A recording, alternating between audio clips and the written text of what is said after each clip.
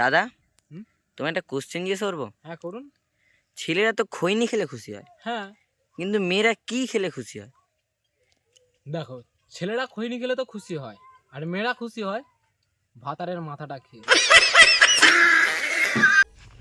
প্রেমের সমাধি ভেঙে মনের শিকল ছিঁড়ে পাখি যায় উড়ে যায়। আচ্ছা দাদা, আপনাকে একটা কোশ্চেন জিজ্ঞেস করবো কি আমি?